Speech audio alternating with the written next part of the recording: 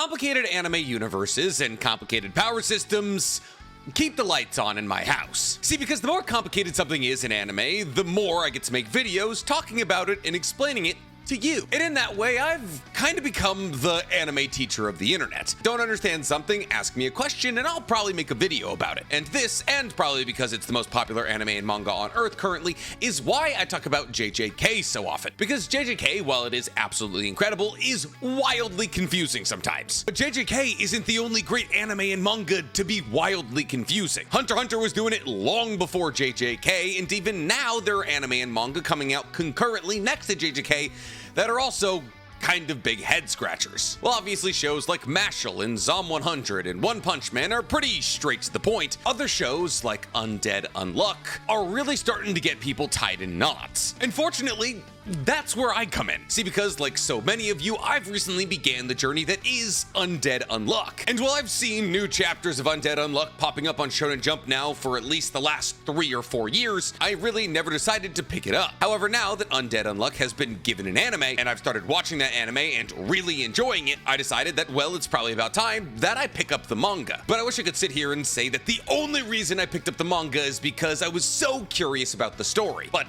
if I said that, I'd be lying. But see, the real reason that I picked up Undead Unluck's manga is because I kind of have no idea what's happening in the anime. Like, I understood that Andy is an immortal and that Fuko, outside of being wildly equipped, has the ability to impart bad luck on anybody she touches, but that's kind of where my understanding teetered out. And thus, as I was sitting there watching this anime that introduced things like Apocalypse and the Ark and the Union and Humas and Negators, I realized that if these concepts were confusing me, there's a fair chance that the average consumer of this anime is also confused. And thus, partially because I wanted to understand what was going on, and partially because I understood if I understood what was going on, I could make a video about it to help other people understand, I decided to read the entirety of the manga. Yes, all 183 chapters. I'm tired. But now, all the information is right here. And quite honestly, wow, oh wow, is there a lot more information than I anticipated. And wow, oh wow, if this anime keeps running, am I gonna have stuff to talk about for the next couple of years, which is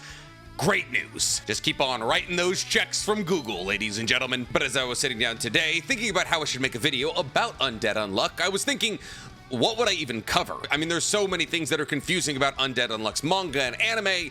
Where does one even begin? And it's about 7 weeks too late to make a everything you need to know before you watch Undead Unluck video. And thus I decided that I should make a video about the first thing that confused me in all of Undead Unluck. And that would be Humas, also known as unidentified mysterious animals. However, fortunately, to explain what a Huma is, we have to explain basically everything that's going on in Undead Unluck. Well, like, I guess we technically don't have to do that, but you know how I operate. And thus today is going to be a crash course in all the confusing things in Undead Unluck in a spoiler-free way. That is to say that we're going to be covering the concept of God. We're going to talk about what the Union is. We're going to talk about Apocalypse, what quests are, and maybe most importantly, what the Huma are. And kind of a big catch-all video to get you as caught up with Undead Unluck as possible. So sit back, relax, and try not to touch any large-breasted women throwing themselves in front of trains, because today we're talking Undead Unluck. Specifically, today we're talking Humas Explained. But before we get to explaining anything, guys, please, for me, like this video, subscribe to the page, and hit that noti bell. And if you guys like the idea of me talking about Undead Unluck, then you're gonna love my podcast, Otaku's Anonymous, where me and Danny Mata break down everything that happened in anime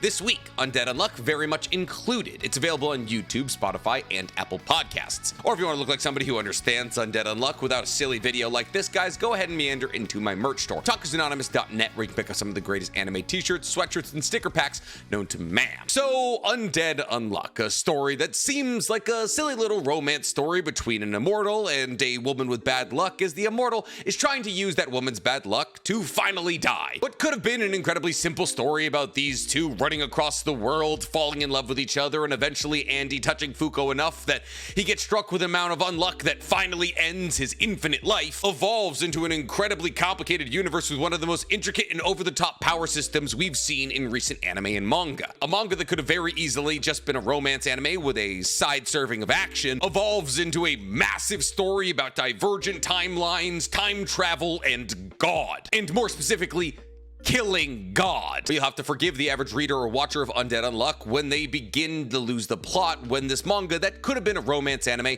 shifts to Steingate's level of complication. But fortunately, That's where me and my lack of sleep come into play. And thus today we're going to try and shepherd our standard Undead Unluck watcher into the greener pastures of understanding. Because, as I always say, anime and manga are so much more fun when you know what's going on. And arguably, the biggest and most important thing to understand in the entirety of Undead Unluck is the existence of Humas. But what are the Huma? How do they end up on Earth? And how do they play into the greater storyline of Undead Unluck? Well, all of those are incredible questions, and all of those are questions that we're going to get to answering right now. So let's start this video off in the way that we tend to start these kinds of videos off, by answering the easy questions. So what is a Huma? Well, we've already answered that question in this video. It's an unidentified mysterious animal, but that doesn't really answer our question. So let's take our analysis one step further. Humas are large, grotesque, monstrous entities that are imposed onto the earth by God. And every single Huma embodies one specific rule. However, the word rule is used somewhat loosely in Undead Unluck. But unfortunately, the only way I know how to describe it better than rule is that every Huma is a representative of one thing. And unfortunately, thing isn't the world's most specific word. But the TLDR of all of it is that every single Huma represents one thing, and therefore everything about that Huma revolves around that one thing. Their appearance, their abilities, everything they talk about all revolves around that one thing. And the reason that thing is the most accurate descriptor that I can think of is because Humas are split into two subcategories: phenomena type and concept type. To explain the differences between these two types, we're going to talk about two Humas that have been mentioned in the anime thus far. And those two Humas are Spoil and Galaxy. See, Spoil is a phenomena type, which makes sense when you consider the fact that a human body spoiling after they die is a naturally occurring phenomenon. But to spoil isn't a concept. It's an actual thing that happens naturally. So long as a Huma is named after something that happens naturally, that Huma is a phenomenon type Huma. However, on the other side of things, Huma Galaxy is a concept type Huma. Now, this might seem a bit confusing because the galaxy exists. And you're right, the galaxy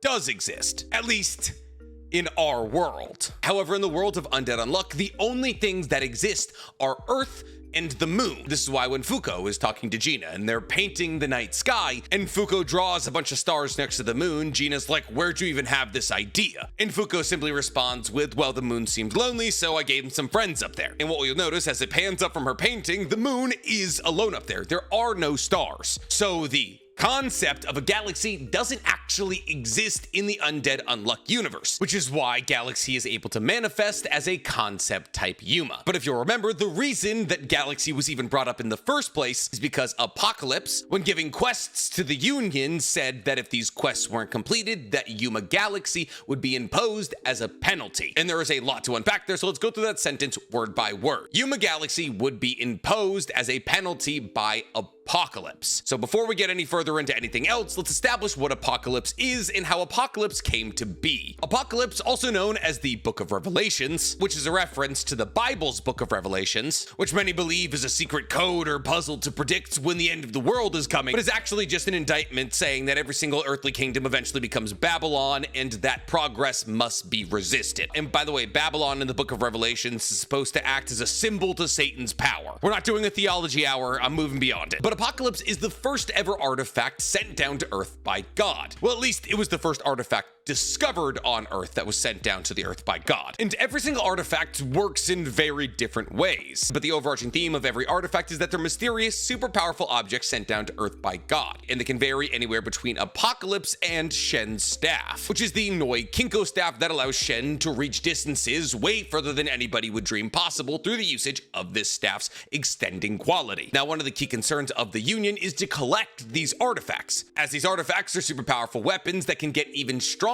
based on the mental and physical fortitude of the wielder. And if a wielder of an artifact learns how to use it well enough and has enough mental fortitude, these artifacts can actually undergo an evolution of sorts, becoming even stronger. A great example of an artifact that you've already seen as anime watchers would be Gina's hat, as Gina's hat is actually the artifact Disc, which is a UFO superweapon capable of leveling entire landscapes with its massive laser cannons. However, even amongst artifacts, Apocalypse is special, as Apocalypse technically works directly for God, and Apocalypse technically works in conjunction with the Union to tell them the quests that God is handing down to them. And we've already seen these quests handed out to the Union, which is how Yuma Galaxy came into the conversation, because if the Union aren't able to capture the Negator Unseen and capture Yuma's Burn, Eat, Past, and Spoil, while also neutralizing the Yuma language, then a penalty of the creation of Yuma Galaxy will be imposed upon the Earth. However, if hypothetically the Union are successful in completing these quests, instead of a penalty, they get a bonus of sorts. With the best example being that if somebody's able to neutralize Yuma language, all of the languages on Earth will become unified. So if hypothetically one member of the Union were to go out and kill the Yuma language, Apocalypse would alter the memories of everybody who wasn't a Negator and make them all speak the same language.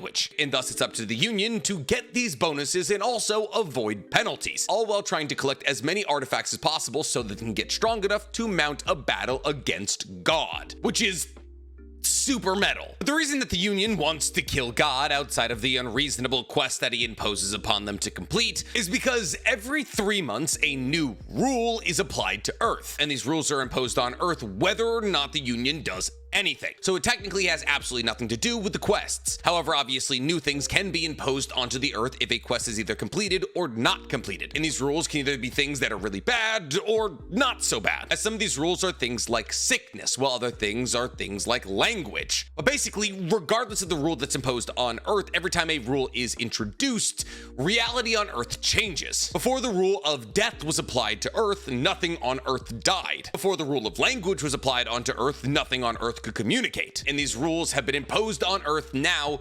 98 times. And maybe something that I'm not supposed to tell you, so if you don't want to hear it, go la la la for the next couple of seconds, is that there is 101 rules. And these rules always exist. However, the order in which these rules are applied to Earth is random. And therefore, let's say hypothetically, in the beginning of the universe, the rule language was the first rule to be applied. From the very jump of Earth existing, everybody would be able to talk. However, let's say hypothetically, death was the 101st rule to be applied. Nothing on Earth would be able to die until that rule was imposed. And maybe another thing that I'm not supposed to tell you is that one of those rules is galaxy. And thus, even though 98 rules have been imposed upon Earth, the rule of the galaxy existing around them has not yet been introduced, which is why as it currently stands in the Undead Unluck universe, there is only the Earth and the Moon. And thus it is up to the Union to gather their strength, add possible seats to the Union, gather artifacts, to get as strong as possible so that one day they can battle against the entity that lives on the other side of the book, also known as God, because they, as humanity's battle against the Celestials, are sick of the Celestials applying deadly rules to their Earth. But the way that they can gather their strength usually comes in the form of battling against Humas, which we are now getting back to. Humas are imposed onto the Earth by God. However, that's not the only way that Humas can be created. See, all Humas have abilities, and they're able to impose these abilities on anything that enters within a certain radius of them. And in the case of Yuma Spoil, is able to apply its ability to all of the citizens of Longing. That is to say that Yuma Spoil's ability's radius is roughly the size of a town, and anybody that enters that town begins to be affected by its ability. However, Yuma Spoil's ability works in a way that isn't super common for Humas. See, because Yuma Spoil's ability creates something known as offspring. See, when Spoil applies its technique to humans, it creates zombies. And technically, these zombies are also Humas. And therefore, Humas, like Spoil, are able to use their technique to create more Humas. And while obviously having an army of zombies is cool, by and large, Humas will often use their offspring in order to achieve their second phase, as pretty much all Humas have a second phase. But a Huma will do this by pulling their offspring back into their body and activating some kind of transformation. And that's pretty much everything you need to know about Humas, outside of the fact that some Humas are elected as Master Rules. See, you know how I said there had been 98 rules imposed on Earth? Well, some of those rules are imposed through the medium of making Humas into Master Rules. And these Humas, once turned into Master Rules, gain absolute power and can never disappear. So let's say hypothetically somebody like Yuma Galaxy was made into a Master Rule, then not only would Yuma Galaxy be impossible to kill, but also the universe would gain a galaxy. And of these 98 98 rules, the first 10 rules are the strongest, and they technically serve a higher purpose that I'm not going to get into because that contains massive spoilers from Undead Unluck's manga. But with that, that's pretty much everything you need to know to have a functional working understanding of what's going on in Undead Unluck. Though when the anime starts getting to divergent timelines, time travel, and the presence of God, well, we're gonna have to make a couple more videos to help you understand just what's going on. Because while the information is slightly fresh in my brain, I mean, as fresh as 180 chapters of manga can be, to say that even I have a complete and functional understanding of what's going on in Undead Unluck would be a stretch. But fortunately, the way that I cement information from anime and manga into my brain is by making videos about it, which sometimes leads to bad takes or just straight up incorrect ones. But I make it, you watch it, we both enjoy it, you yell at me, I cry, the cycle continues. And the cycling continuing is a big thing in Undead Unluck. So here's to hoping that the anime does well, because boy oh boy could I talk about this anime and manga for years to come. But are you guys enjoying the anime, or are you readers of the manga? Tell me in the comments below, and while you're down there, please, for me, like this video, subscribe to the page, and hit that noti bell. The loops, the loops, the loops!